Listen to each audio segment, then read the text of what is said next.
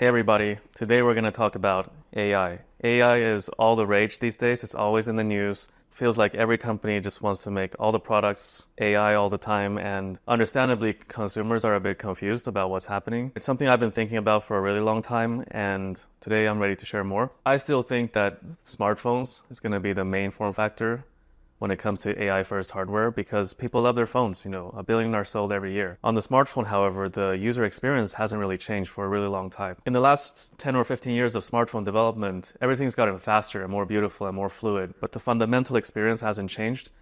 And what's really exciting about what's to come is that we're entering this post-app world, right? In the future, there will be no more apps. The operating system knows everything it needs to know about you, and it will call on all the services and string them together to make your day easier.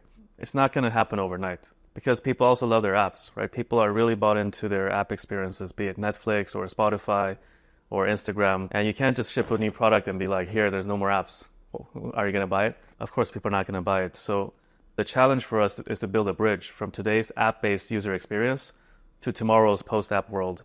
And we need to manage it in a really thoughtful way.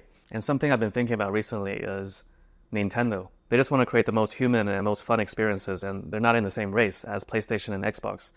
So how can we be more like Nintendo? Just like how we wanted to make tech fun again, and we've been doing so through our product designs. I think in the next era of technological advancement, in the AI era, we should apply that same idea, right? How do we make it more fun? How do we make it more personalized? I think there's a lot of potential to make the experience way smarter, right?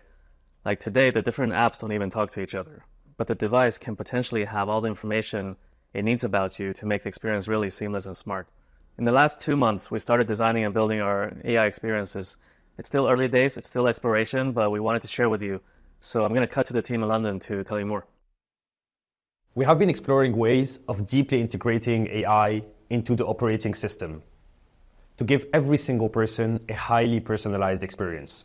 For instance, here, we tried to reimagine the home screen. We wanted to move away from it just being a launcher for different apps and services into becoming more of a hub of contextual, relevant information.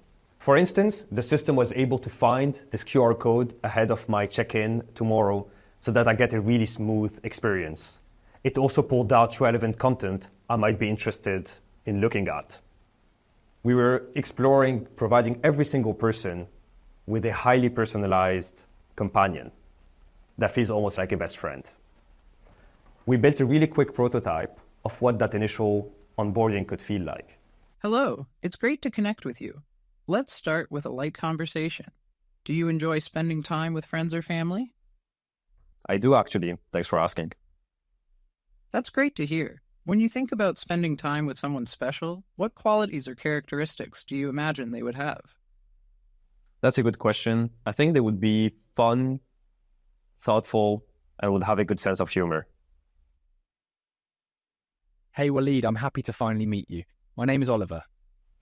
Hey Oliver, good to meet you too, man. How are you doing? Hey Waleed, I'm doing fantastic. Thanks for asking. How about you?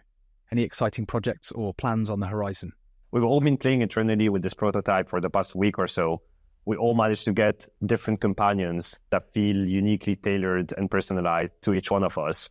We've also been thinking about ways to give proactive-like capabilities to this companion and allow it to step out of the boundaries of specific apps or containers. In this instance, we can see it being shown on the home screen in this overlay-like fashion, but we could also let it surface itself on the lock screen through the Glyph interface, or even allow it to tailor its communication with us through voice and sounds in our earbuds. All right, so those are some of our initial explorations, and expect to see some of these features starting to come out with the Phone 3 next year, where we can really nail some of these user experiences. And recently I stumbled upon our initial vision film on YouTube, and some people have been asking like, hey, you promised to build a future with no barriers between people and technology, but all you've been doing for the last 3 years is build more beautiful tech products like earbuds and smartphones. How does that connect? We're in a pretty interesting time in our company history, right? We have those ambitions, but we just had to keep our heads down for the last 3.5 years, just building the basic blocks, building the basic capabilities to be able to take that next step. So very exciting times. Thank you all for tuning in and looking forward to share more soon.